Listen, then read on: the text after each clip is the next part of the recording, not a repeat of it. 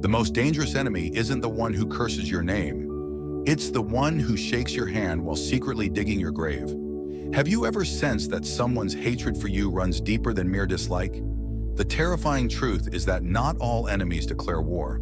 Some disguise themselves as friends, masking their true intentions behind smiles, kind words, and seemingly genuine support. But beneath the surface, their resentment festers, waiting for the right moment to strike.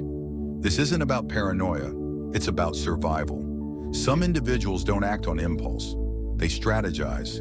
They observe, manipulate, and patiently wait for the perfect opportunity to bring you down. And the scariest part? They look just like everyone else. They might be a coworker who pretends to have your best interests at heart, a so-called friend who secretly envies your success, or even a trusted confidant who harbors hidden resentment. By the time their true nature is revealed, it's often too late. In this video, we'll uncover 5 critical signs that distinguish ordinary dislike from something far more sinister. These warning signals can help you identify those who don't just wish you harm, but actively plot against you. Recognizing them early could mean the difference between staying safe and falling victim to betrayal. So ask yourself, do you truly know who's on your side? Or is someone just waiting for the perfect moment to take you down? Let's find out. Number 1, the silent observer. There's a reason the most dangerous threats aren't the ones that announce themselves. A predator that roars before it strikes gives its prey a chance to run, to prepare, to escape. But the deadliest ones don't make a sound. They wait, they study, they blend into the background until the moment is right. And by the time you realize you were being watched, it's already too late. When someone doesn't just dislike you, but actively seeks to remove you from their path, they don't act with open hostility. Instead, they become what I call the silent observer. This isn't just an overly curious coworker who lingers a little too long in conversation, nor is it an ex who occasionally checks your social media. This is someone who studies you with precision, tracking your movements not out of casual interest but with deliberate intent. And the scariest part? You rarely notice them, because unlike an enemy who openly despises you, who hurls insults, spreads rumors, or makes their disdain known, the silent observer doesn't need to threaten you. They don't need to raise their voice or act aggressively. All they need to do is watch. Maybe you've already encountered one without realizing it. Have you ever had someone mention a place you've been, even though you never told them? Has a particular person started appearing more and more in your daily routine, almost as if they know exactly where you'll be before you even get there? At first, it feels like coincidence.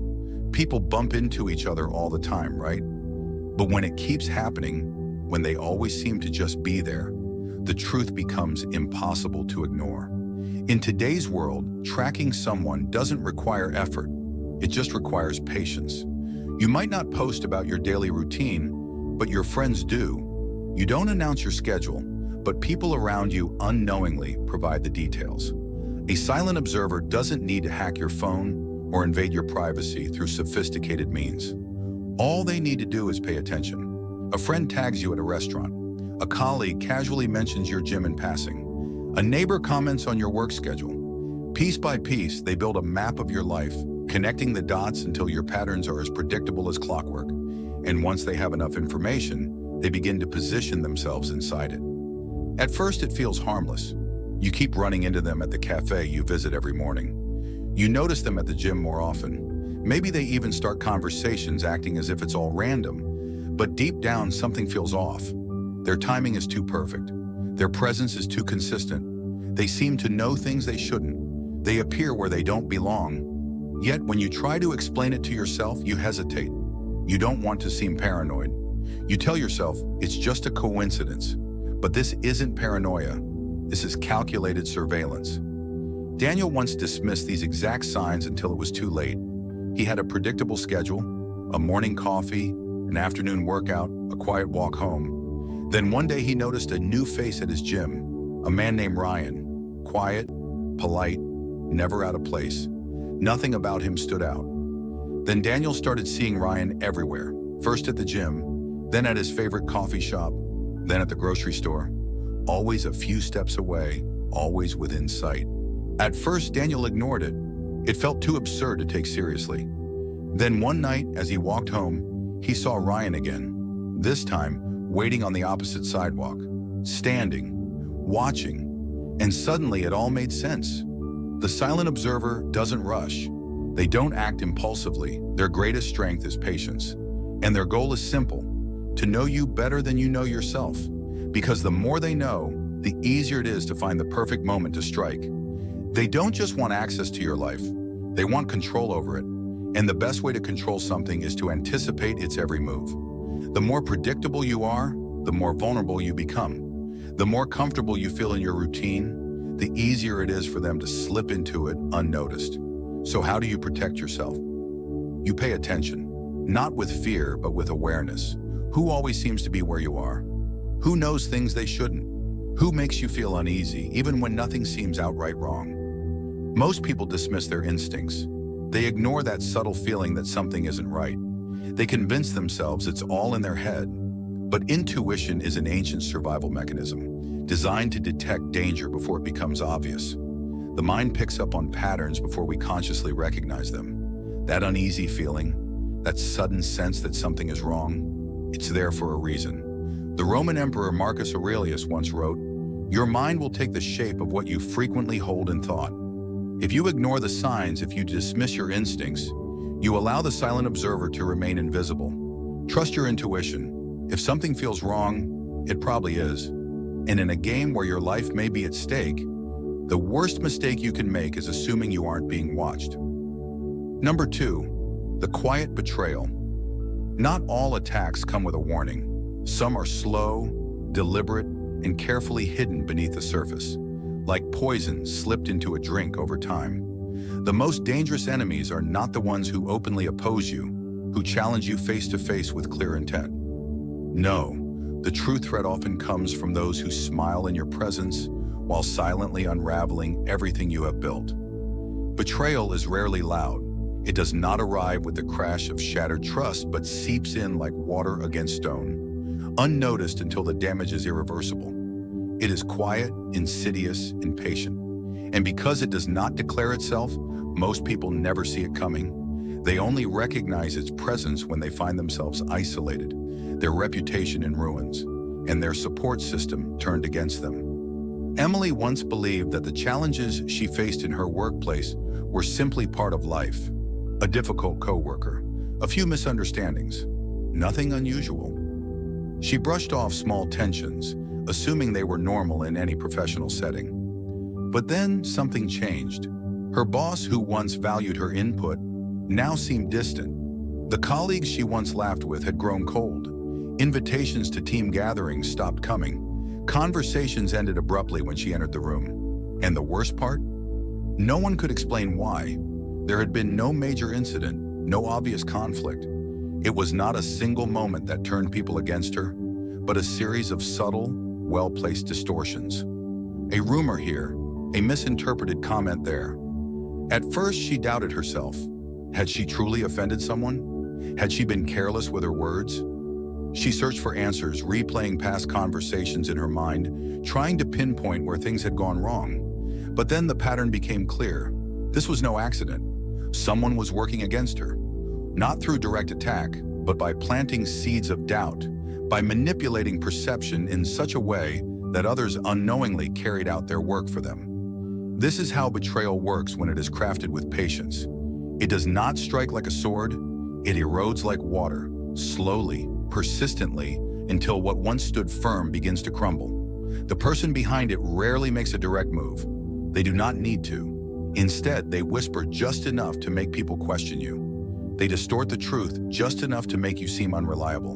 And the most insidious part? You never see it happening until the damage is done. The Stoics understood this kind of manipulation well. Marcus Aurelius, as emperor, was surrounded by people who sought his downfall, not through battle, but through deceit. He wrote, "The opinion of 10,000 men is of no value if none of them know the truth." A person who lives by appearances, who relies on the shifting opinions of others, will always be vulnerable to such attacks. But the one who builds strength from within remains untouched by deception. The mistake many people make is assuming that harm only comes in obvious forms. They believe an enemy must be someone who confronts them, someone who raises their voice, someone who makes their hostility clear. But a Stoic knows better. Betrayal is often quiet. Conflict does not always announce itself with an argument. It can unfold in the background while you remain unaware. And the goal is always the same, to leave you isolated and vulnerable. So how do you defend yourself against something you cannot see? How do you fight an enemy who does not strike directly, but instead manipulates those around you to do their work for them? First, recognize that reputation is fragile, but character is unbreakable. Others may control how you are perceived, but they cannot control who you are. As Epictetus said, if someone speaks ill of you, do not defend yourself. Instead, live in such a way that no one will believe them. Let your actions, not the words of others, define you. If you spend your energy chasing rumors, trying to correct every lie, you will waste your time in an endless battle against shadows. Instead, focus on what you do. Truth endures longer than deception. Second, observe without emotion. Do not become consumed by paranoia, but also do not be blind. If misunderstandings and conflicts always seem to surround a certain person, pay attention. If trust is eroding around you without a clear cause, look for the source. The wise do not accuse without reason, but they also do not ignore patterns when they emerge. Betrayal is rarely a single event. It is a series of carefully placed actions designed to weaken you over time. Recognizing these patterns is the first step to stopping them. Finally, fortify your inner circle. A person who stands alone is easy to manipulate. Strengthen bonds with those who know your true nature, who see through deception and remain loyal, not because of rumors, but because of truth. Seneca warned, associate with those who will make a better man of you. Welcome those whom you yourself can improve. The right people will recognize lies for what they are. The wrong ones will believe them without question. Choose wisely. Betrayal is not always loud. It does not always arrive in the form of an obvious enemy. Sometimes it wears the face of a friend, a mentor, a trusted confidant, and that is what makes it so dangerous. Those who seek to undermine you can only succeed if you base your worth on the shifting opinions of others. If you allow yourself to be controlled by perception rather than truth. But the one who stands firm, who sees clearly, who remains grounded in their own integrity, that person cannot be broken. So when the quiet betrayal comes, as it often does, remember this. Your strength does not lie in convincing others of your worth. It lies in knowing it for yourself. And in a world where deception is a weapon, the greatest defense you can have is an unshakable sense of self. Number 3, the mask of friendship. The most dangerous enemy is not the one who stands against you, but the one who stands beside you, wearing the face of a friend. Betrayal rarely comes from a stranger. It comes from those who have earned your trust, those you have let into your life, those who have infiltrated your world so deeply that, by the time you realize their true nature, they already know exactly where and how to strike. The mask of friendship is one of the most effective weapons of deception because it blinds you to the threat before you even recognize it exists. Consider James, a man who had always been cautious about the people he let into his life. He understood that trust was something to be earned, not freely given. He had seen others suffer because they placed their faith in the wrong person, and he swore he would never make the same mistake. But when he switched jobs and met Daniel, things seemed different. Daniel wasn't just a co-worker, he quickly became a close friend. He was always willing to listen, always there to offer advice, always eager to know more about James's life. He was supportive, reliable, and easy to talk to. Everything a good friend should be. Within months, Daniel knew everything. He knew James's routines, his ambitions, his struggles. He became more than just a friend at work. He became someone James could confide in. Even James's family took a liking to him, welcoming him into their lives without hesitation. Trust once given is hard to take back, and by the time James might have started to question anything, Daniel had already secured his place in his world. Then strange things started happening. A personal project James had been working on, one he had shared only with Daniel, was suddenly taken over by someone else. Private details, things James had confided in his friend, were now being used against him in the office. Conversations he thought were confidential had made their way to the wrong ears. At first, he doubted himself. Had he been careless? Had he shared too much? The thought of Daniel being responsible seemed impossible. But when he tried to talk to him about it, Daniel simply laughed it off, brushing aside James's concerns as if they were absurd. This is what makes the false friends so terrifying. Unlike an obvious enemy, they don't challenge you directly. They don't argue. They don't threaten. Instead, they embed themselves into your world, making you believe they are someone you can trust. And once they have access to your secrets, your routines, your vulnerabilities, they turn that trust into a weapon. A Stoic would warn against blind trust, for history has shown that betrayal most often comes from those closest to us. Marcus Aurelius once wrote, "Be wary of those who are too eager to stand by your side, for the man who needs to prove his loyalty is often the one most likely to betray you." A genuine friend earns trust over time, through actions, not words.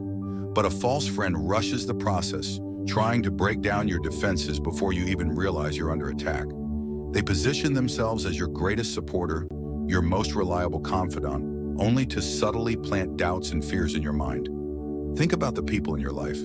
Has someone recently taken a sudden and unusual interest in you? Have they gone from being distant to wanting to know every detail about your world? Where you go? Who you see? What worries keep you up at night? Do they seem invested in your problems, not to help you solve them, but to know them? There is a fine line between genuine concern and calculated curiosity, and the difference is often revealed not in what they say, but in how they act when your success no longer benefits them. A true friend wants what is best for you. A false friend wants access to your thoughts, your habits, your weaknesses, because access is power, and power in the wrong hands is dangerous. History is full of betrayals that followed this exact pattern. Julius Caesar never expected Brutus, someone he trusted as a close ally, to stand among his assassins. But betrayal often comes from where we least expect it. As Seneca wisely noted, a prosperous man often has the most to fear, not from his enemies, but from his friends. When you have something valuable, your career, your peace of mind, even just the stability of your daily life, there will always be those who seek to take it for themselves. And the easiest way to do that is not through force, but through deception. A direct attack is obvious, but manipulation is invisible until it is too late. So how do you protect yourself? The first step is awareness. Pay attention to sudden shifts in how people treat you. If someone is too eager to befriend you, too insistent on knowing your every thought, ask yourself why. Trust is built gradually, not given away freely. A person who seeks to gain your trust too quickly may not be looking for friendship, but for information. The second step is patience. A genuine friendship develops over time. A false friend moves quickly because their goal isn't companionship, it's control. They need to get close before you have time to question their intentions. They need to gain your trust before you realize they should never have had it in the first place. Time is the greatest test of character, and those who cannot wait to earn your trust are often the ones who never deserved it. Finally, protect your inner world. Not everyone deserves to know your plans, your fears, your vulnerabilities. Epictetus taught, "The more you reveal of yourself, the more you give others the power to use it against you." Guard your personal life with the same caution you would guard your most valuable possessions.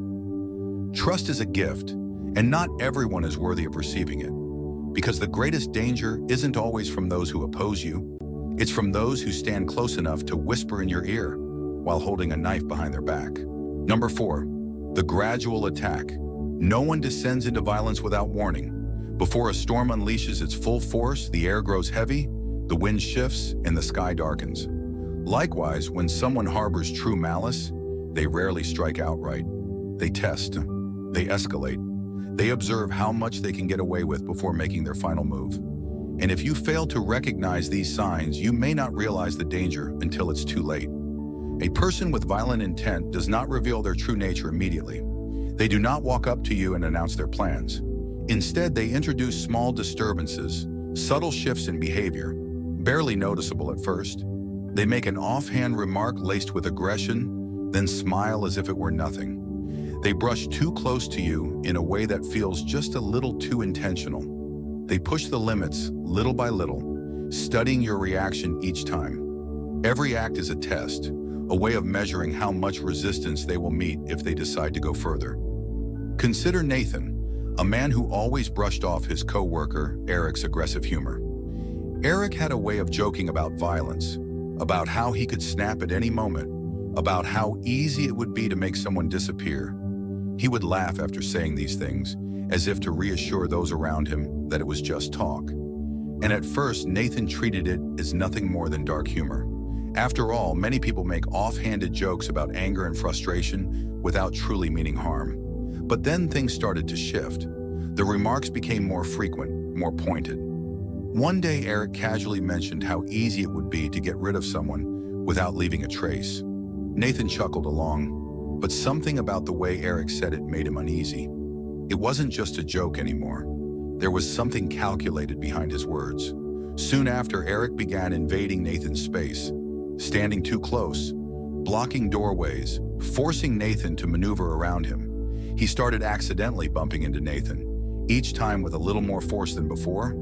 At first, Nathan ignored it. Then one afternoon, Eric slammed a heavy object onto Nathan's desk, making everything rattle. He leaned in, lowering his voice just enough to make the words cut through the air. Imagine if that was your head. This is how escalation works. It begins with subtle intimidation, disguised as humor or accidental encounters. At first, it's a joke about violence. Then, it's a passive-aggressive comment, laced with underlying menace. Next, it becomes a casual display of a weapon, a small but deliberate push, an invasion of personal space. With each act, they watch how you respond. If you laugh it off, they push further. If you remain silent, they take it as permission. The mistake many people make is assuming that as long as no physical harm has been done, there is no real threat. But violence is rarely spontaneous.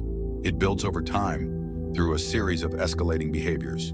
The more you dismiss these warning signs, the more you allow them to progress unchecked. Stoicism teaches that true strength comes not from ignoring danger, but from recognizing it without fear. Marcus Aurelius wrote, "The impediment to action advances action. What stands in the way becomes the way." In other words, avoiding confrontation does not make the threat disappear. It only gives them more room to escalate. The longer you allow the behavior to continue, the more emboldened they become. So what do you do? First, acknowledge the pattern. If someone repeatedly makes violent remarks, displays aggression, or violates your personal space, do not dismiss it as harmless. Patterns tell a story, and when someone consistently pushes boundaries, it is rarely without purpose. Pay attention to how their actions evolve over time. Is there a steady increase in intensity? Do they test your reactions before taking things a step further? These are clear indicators that they are gauging your level of resistance. Second, set boundaries immediately. A Stoic does not react with fear, but neither do they tolerate unnecessary threats. Address the behavior firmly. Make it clear that certain actions and comments are unacceptable. Do not give them the reassurance of nervous laughter or polite avoidance. A person who is testing your limits needs to know that you recognize their behavior for what it is and that you will not play along. Third, take action before it's too late. If you see the pattern escalating, do not wait for it to reach a breaking point. Document interactions. Seek support from those around you. If necessary, remove yourself from their reach entirely. Some people mistake nonviolence for passivity, but the truth is, walking away from a dangerous situation before it unfolds is an act of wisdom, not weakness. Seneca warned, "A sword never kills anybody by itself. It is merely the hand that wields it." Violence does not erupt without cause. It is preceded by warning signs, signs that are often ignored until it is too late. The best way to protect yourself is not to wait for an outright attack, but to recognize the small, insidious steps that lead to it. Those who seek to harm others do not do so suddenly. They test the ground before making their move. They push, they observe, they wait. And the moment they realize that no one is stopping them, that is when they strike. Recognize the storm before it arrives. Pay attention to the shift in the wind. Because once the sky darkens, Once the full force of their intent is unleashed, it may already be too late. Some threats are loud, reckless, and impulsive. They explode in anger, making their hostility obvious. These are the threats most people recognize immediately. The ones that shout, the ones that demand attention, the ones that can be seen coming from a mile away. But the true danger does not always announce itself. Sometimes the most formidable enemy is not the one who rages, but the one who waits, the one who watches, the one who plans every step with precision, never making a move until the moment is right. The most dangerous enemy is the one who plays the long game. Patience is a weapon. While impulsive people burn out quickly, the patient enemy bides their time, gathering information, studying your patterns, and ensuring that when they strike, they do so with devastating accuracy. They do not rely on brute force or reckless aggression. Instead, they embed themselves into your life, gaining your trust, positioning themselves as a friend, a mentor, or a confidant. And by the time you realize their true intentions, it is often too late. Imagine Ethan, a man who had always trusted his instincts. He had a keen ability to sense hostility, to detect deception, and had avoided trouble many times because of it. He was the type of person who could read a room, who could tell when someone had bad intentions. But what he never saw coming was Daniel. Daniel was different. He was not aggressive, not openly envious, not someone who made his intentions obvious. Instead, he was supportive, friendly, reliable. He never argued, never caused problems, never showed a single sign of ill intent. He was always there, always helpful. Whenever Ethan needed advice, Daniel was ready to offer it. When Ethan struggled, Daniel was the first to listen. Over the years, their friendship grew, or so Ethan believed. Ethan confided in Daniel. He shared his career ambitions, his financial struggles, his personal life. He believed he was talking to a trusted friend. What he didn't realize was that Daniel was listening closely, not out of care, but out of calculation. He was not merely hearing Ethan's words, he was storing them, cataloging them, preparing to use them when the time was right. Then one day, everything changed. A promotion Ethan had been working toward for years suddenly went to someone else. Office gossip swirled with private details that only Daniel had known. People's attitudes toward Ethan shifted. Opportunities began to vanish. And just like that, his stability started to crumble. By the time Ethan realized what was happening, the damage was done. This is how the patient enemy operates. They do not rush. They do not act on impulse. They do not move in ways that can be easily detected. Instead, they build an illusion of trust, spending months, sometimes years, positioning themselves in your life. And then, when the moment is perfect, they strike. A person like this will often seem overly interested in your future. They will ask about your upcoming plans, your career goals, your long-term ambitions, but they are not asking out of curiosity. They are mapping out your movements. They want to know when you'll be vulnerable, when you'll be alone, when you won't see them coming. Unlike obvious threats, their danger lies in their subtlety. There are no sudden outbursts, no glaring red flags. They move silently, disguising their true thoughts behind layers of false kindness, allowing you to believe they are an ally until they no longer need the disguise. Marcus Aurelius warned against trusting appearances too easily, writing, "The soul becomes dyed with the color of its thoughts." The patient enemy understands this well. They let you paint them as a friend, all while ensuring that when they finally reveal their true nature, you are defenseless against them. So how do you protect yourself?